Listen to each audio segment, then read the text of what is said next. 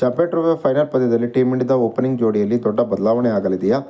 ಇನ್ನು ಫೈನಲ್ಗಿಂತ ಮುಂಚೆ ಟೀಮ್ ಇಂಡಿಯಾದ ನಾಯಕ ರೋಹಿತ್ ಶರ್ಮಾ ಹೇಳಿದ್ದೇನೆ ಎಂಬುದರ ಡೀಟೇಲ್ಸನ್ನು ಈ ವಿಡಿಯೋದಲ್ಲಿ ನಾವು ನಿಮ್ಮ ಜೊತೆ ಶೇರ್ ಮಾಡಲಿದ್ದೇವೆ. ಈ ಸುದ್ದಿಯ ಡೀಟೇಲ್ಸನ್ನು ಕೊಡುವುದಕ್ಕಿಂತ ಮುಂಚೆ ನೀವು ಟೀಮ್ ಇಂಡಿಯಾದ ಅಭಿಮಾನಿಗಳಾಗಿದ್ದಲ್ಲಿ ಈ ವಿಡಿಯೋಕ್ಕೊಂದು ಲೈಕ್ ಮಾಡಿ.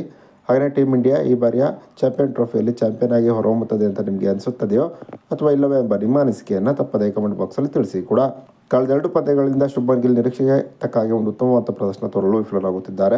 ಇನ್ನೊಂದು ಕಡೆ KL ರಾಹುಲ್ ವಿಕೆಟ್ ಕೀಪಿಂಗ್ನಲ್ಲಿ ಅಷ್ಟೊಂದು ಉತ್ತಮವಾದ ಪ್ರದರ್ಶನ ತೋರುತ್ತಿಲ್ಲ. ಇದೇ KL ರಾಹುಲ್ 2023ರ ವರ್ಲ್ಡ್ ಕಪ್ ಫೈನಲಲ್ಲೂ ಕೂಡ ಟೀಮ್ ಇಂಡಿಯಾದ ವಿಕೆಟ್ ಕೀಪಿಂಗ್ ಜವಾಬ್ದಾರಿಯನ್ನು ಹೊತ್ತಿದ್ದರು.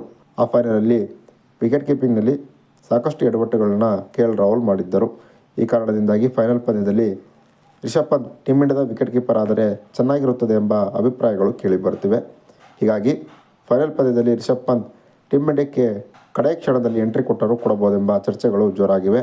ಒಂದು ವೇಳೆ ರಿಷಬ್ ಪಂತ್ ಟೀಮ್ ಇಂಡಿಯಾದ ಪ್ಲೇಯಿಂಗ್ 11ಗೆ ಬಂದರೆ ಆಗ ರೋಹಿತ್ ಶರ್ಮಾ ಜೊತೆ ರಿಷಬ್ ಪಂತ್ ಓಪನರ್ ಆಗಿ ಕಣಕ್ಕಿಳಿಯುವ ಸಾಧ್ಯತೆ ಇದೆ. ಈ ಹಿಂದೆ T20ಯಲ್ಲಿ ರಿಷಬ್ ಪಂತ್ ರೋಹಿತ್ ಶರ್ಮಾ ಜೊತೆ ಓಪನಿಂಗ್ ಮಾಡಿರುವಂಥ ಉದಾಹರಣೆ ಇದೆ. ಇನ್ನು ಫೈನಲ್ಗೆ ಮುಂಚೆ ಮಾತನಾಡಿರುವಂತಹ ಕ್ಯಾಪ್ಟನ್ ರೋಹಿತ್ ಶರ್ಮಾ ಸದ್ಯ ಟೀಮ್ ಇಂಡಿಯಾದ ಎಲ್ಲ ಆಟಗಾರರು ತುಂಬಾ ಖುಷಿಯಲ್ಲಿದ್ದಾರೆ. ಎಲ್ಲರೂ ಒಂದು ಉತ್ತಮವಾದ ಪ್ರದರ್ಶನ ತೋರುತ್ತಿರುವ ಕಾರಣ ಈ ಬಾರಿಯ ಚಾಂಪಿಯನ್ ಟ್ರೋಫಿಯಲ್ಲಿ ಚಾಂಪಿಯನ್ ಆಗಿ ಹೊರಹೊಮ್ಮುತ್ತೇವೆ ಎಂಬ ಕಾನ್ಫಿಡೆನ್ಸ್ನಲ್ಲಿ ತಂಡದ ಪ್ರತಿಯೊಬ್ಬ ಆಟಗಾರನು ಇರುವುದರಿಂದ ಫೈನಲ್ ಪಂದ್ಯದಲ್ಲಿ ನಮ್ಮ ತಂಡದಿಂದ ಒಂದು ಸರ್ವಶ್ರೇಷ್ಠ ಪ್ರದರ್ಶನ ಬಂದೇ ಬರುತ್ತದೆ ಎಂಬ ವಿಶ್ವಾಸದಲ್ಲಿ ನಾನಿದ್ದೇನೆ ಎಂಬ ಮಾತನ್ನು ರೋಹಿತ್ ಶರ್ಮಾ ಹೇಳಿದ್ದಾರೆ.